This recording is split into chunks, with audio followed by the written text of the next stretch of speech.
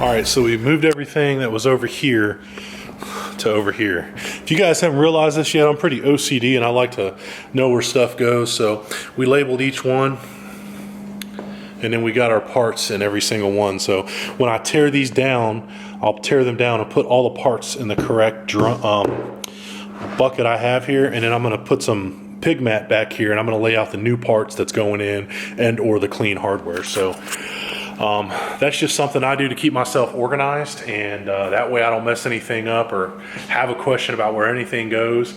I'm going to be looking at all sorts of different stuff when it comes to rebuilding this. Videos, I have the ATSG manual in there, so it's going to be a slow process for me, but a quick process for you. And yeah, I'll just start organizing some more stuff and tearing down this case some more. So here we go.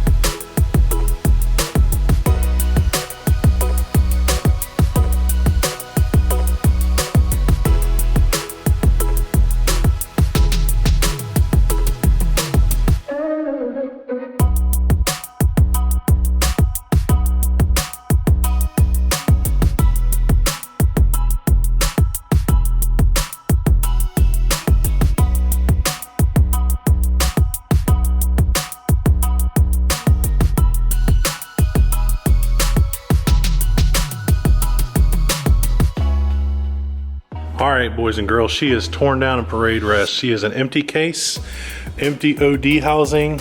That's the mount that goes on the bottom of the overdrive housing for the crossbar. In the truck, we have our overdrive unit out. I'm gonna break all these down here in a second, but everything is out. So I tried to line up everything as best I could, like I said earlier. This is all case stuff. So neutral safety switch, overdrive speed sensor. This is our adjustment screw for our second gear band. These are our AN fittings for our cooler lines. These go to the overdrive housing portion right here. This is our reverse band, I believe. I know that's what it goes to. I just can't think of the name of it. Got our valve body with all of the hardware right there.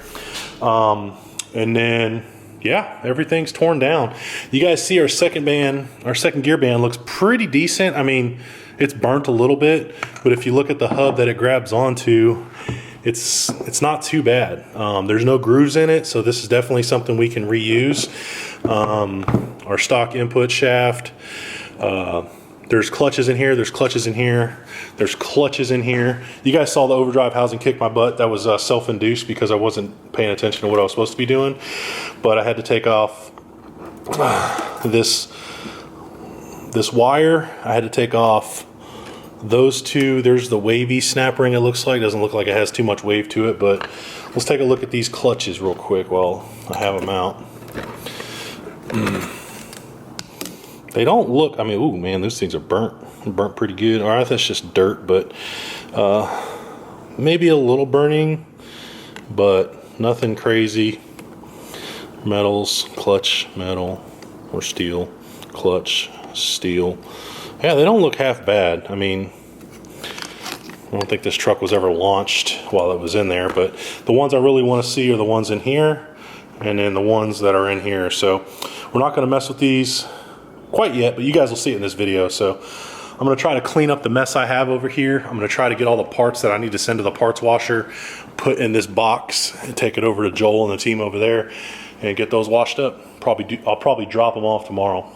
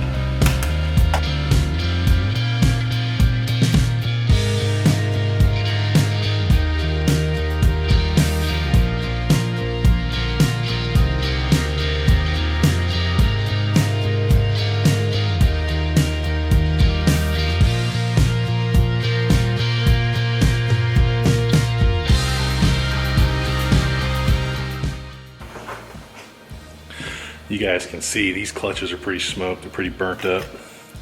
Steels aren't, yeah, I guess they are burnt up. So obviously we're putting in new ones, new steels as well. I ain't too worried about it. Let's go in the trash as well.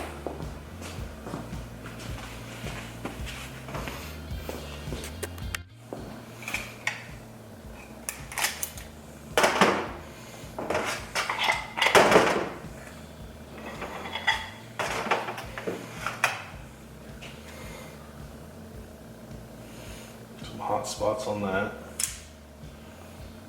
Not too bad. These are, that one's fried. There you go.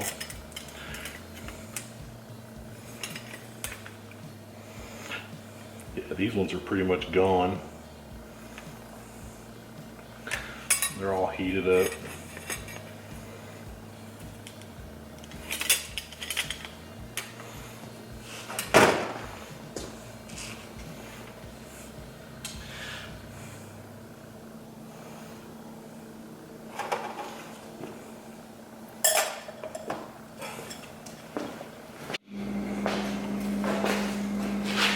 Pull this clip off so we can get the bearing off. Got that.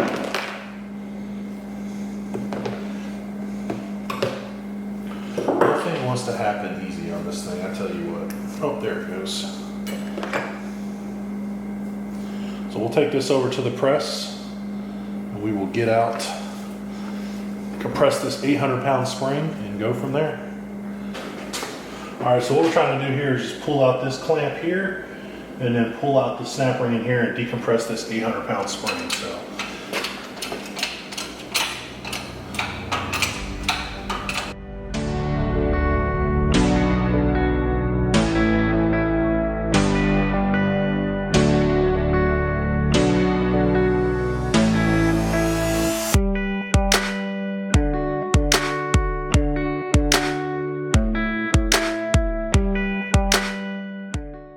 Alright, so we're going to try to decompress it now. This thing has a crap ton of pressure on it, so you want to be real slow. That spring has been known to kill people, so just try to do this thing as slow as possible.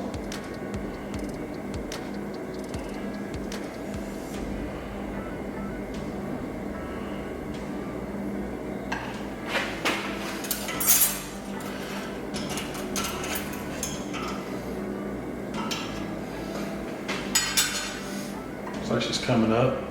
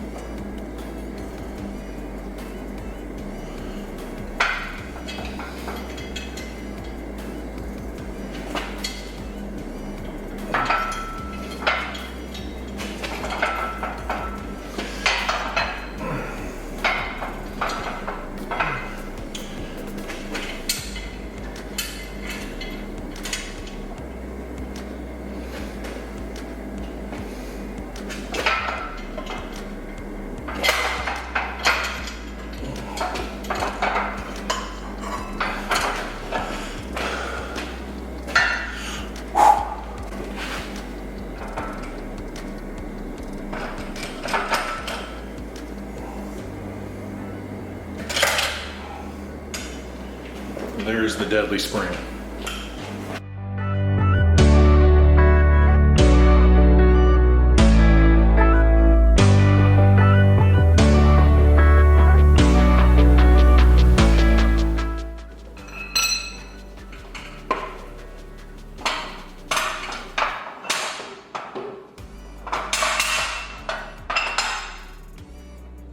Alright, so as you guys see, we took the snap ring off of here so we can pull this off and get these out along with this piston. So this was a snap ring that was holding it back. She's out, we're good to go.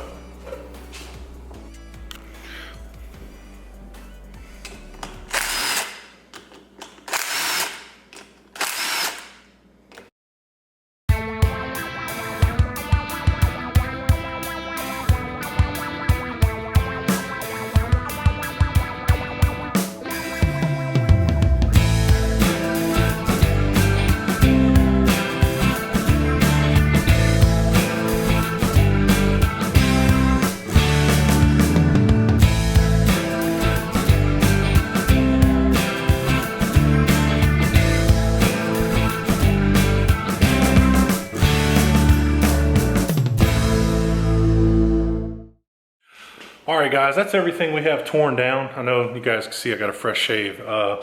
We have everything torn down, so we'll look at it. We have the gear set here. I did have the direct drum in here, but this is going to be your overdrive. I think this has something to do with the front of the case, the reverse band, reverse sprag, and everything that holds that together. Here we have the forward clutch. This is where your input shaft goes into, your Bellevue spring, your pump gears, the hardware that holds in the stator. Everything looks pretty good. I'm just going to clean all this stuff up with some brake clean. Over here we disassembled our direct drum. Only thing I need to do on this before I start reassembly is I need to replace this bushing in here. I talked to my buddy Chad Myers. He has a YouTube channel. If you guys haven't checked out his channel, I highly recommend you go over there. But this bushing looks a little worn to me, so I'm going to hit up the guys at Revmax and I'm going to see if they have this bushing in stock to send it out. But everything looks pretty good. The overdrive unit, we got that taken apart. Hopefully you guys saw that footage. Let me pull these clutches off real quick so we can see what they look like. Clutches look pretty good. A little bit of wear, but nothing too bad. From what I hear, none of these clutches really go bad unless you're, you know, I'm sure there's some circumstances. I'm just not familiar with them right now. So all of these look pretty decent. Nothing to report there. But yeah, everything looks good. There's not much, you know, damage at all with most of this stuff. It's just mainly just cleaning it up. So our input shaft should be, or excuse me, our fan output shaft should be here early this upcoming week on, I think on like Tuesday. And then what I'm gonna do is take the case itself to the parts cleaner, just get that thing taken care of.